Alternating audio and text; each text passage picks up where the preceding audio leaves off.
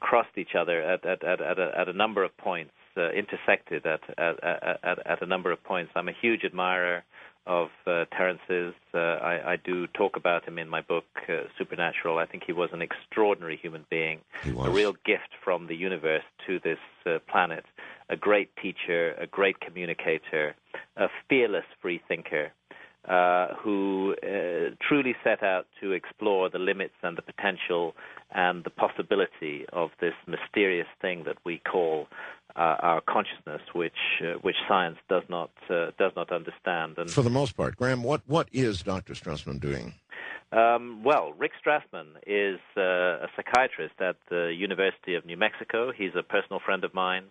And he was granted the first license by the federal government in the United States for more than 20 years to conduct research with human volunteers using a powerful hallucinogenic drug. And the drug that Rick Strassman administered to his volunteers was dimethyltryptamine, DMT, which is, as I mentioned earlier, the active ingredient of ayahuasca.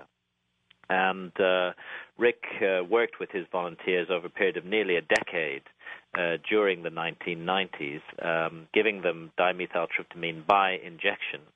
And I've taken DMT in pure form, of course, as well as in the ayahuasca brew. And whereas in the case of ayahuasca, you are dealing with a journey that can last up to 4 hours, in the case of pure DMT, as Rick administered to his volunteers, you're dealing with a journey that might last 20 minutes at the outset, at the most, and frequently even less than that, 12 or 15 minutes. And it's like mounting yourself on the nose cone of a space rocket and being fired off into not the universe, but into a parallel realm, into another world that is unique and extraordinary in its strangeness.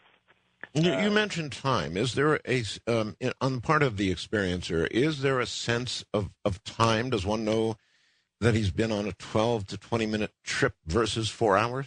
The only sense of time is this, that when you go into the DMT experience, which sometimes can be extremely disorienting and terrifying, the one thing that certainly I find reassuring is the knowledge that I will be out of there again relatively soon. That it's not going to go on for hours and hours and hours, but actually when you're in the experience itself, you are removed from this time frame.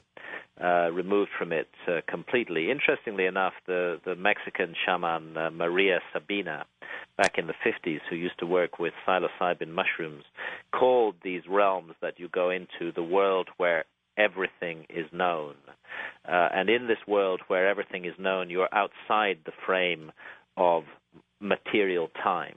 It's technically possible for you to encounter people from the past or from the future in this realm, and certainly I've had the sense of that with ayahuasca and with DMT. But it is in the back of your mind, because you do never lose completely that still small voice of your own reason. It is in the back of your mind reassuring to know that you won't be there forever, that you will come out of it and come back to this realm in which you were born and brought up and where you feel grounded and sure and secure. But the DMT worlds, and I think there's more than one of them, are astonishingly, eerily strange.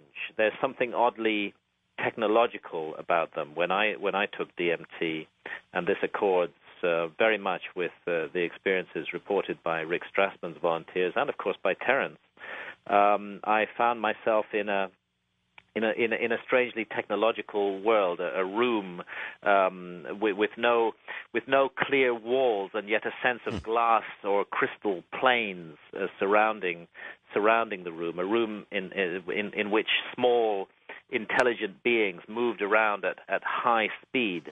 A sense that I was downloading a huge amount of information, a vast quantity of information just pouring into my mind at an unbelievable speed, so much that it was overwhelming, that I couldn't understand it, that I couldn't read it, the sense that it might take me a lifetime to process it, and the sense of contact with alien entities, with entities that are not of this world, not of this planet.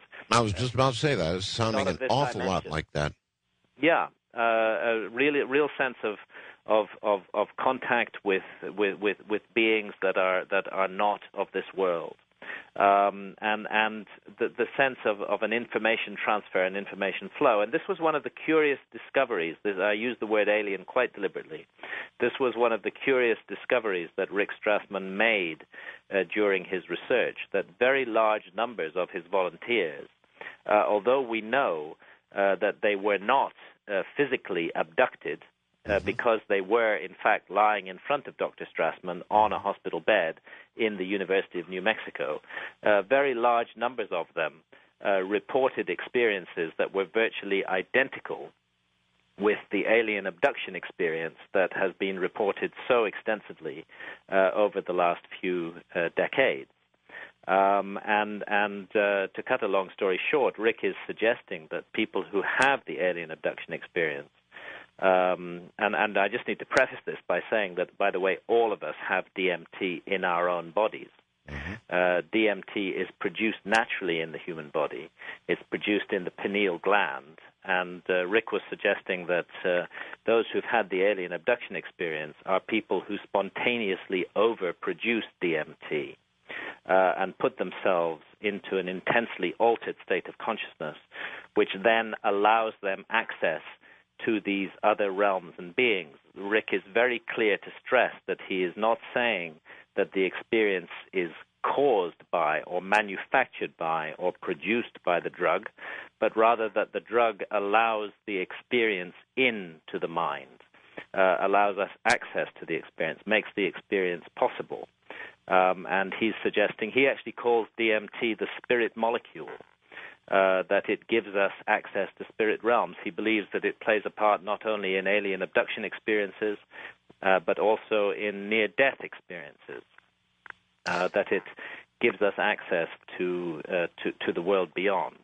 And I think Rick's work has given us a quantum leap forward in the understanding of this mysterious phenomenon that we call alien abductions today. Well, how in the world else do you explain the commonality of the experiences? That's where I'm stuck, I think. It's the commonality that is utterly convincing. And what I've tried to show in my book, Supernatural, is that this commonality is not confined to our generation and to this time and place.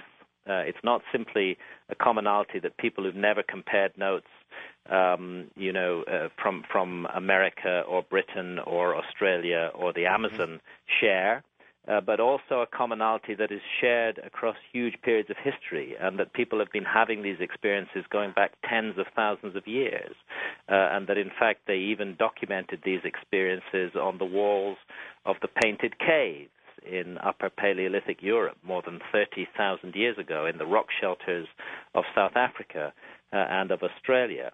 Exactly the same beings that Rick Strassman's volunteers reported encounters with, that people who have had the alien abduction experience report encounters with. These beings were also being painted more than 30,000 years ago in deep caves in Europe and Africa and Australia. Is all of this somehow encoded in our DNA? Well, this is an interesting mystery, and again, I explore this at length in Supernatural, much more at length than we can go into here. And can I just take the opportunity, since we're roughly midway through, of course, just to say that I am, just to remind listeners, I am on a lecture tour. I will be talking tomorrow at the Bodhi Tree in Los Angeles.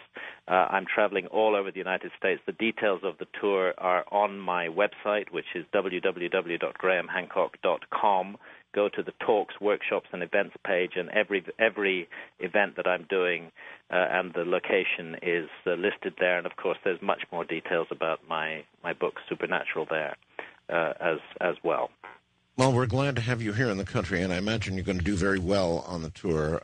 Well, I hope so. I find it very stimulating. I find it very stimulating to engage in questions and answers. And, you know, we were talking earlier about the transformation of consciousness. And one thing that's clear to me as I travel around the United States is that there are huge numbers of incredibly good-willed, decent and kind-hearted, open-minded, free-thinking people in this country.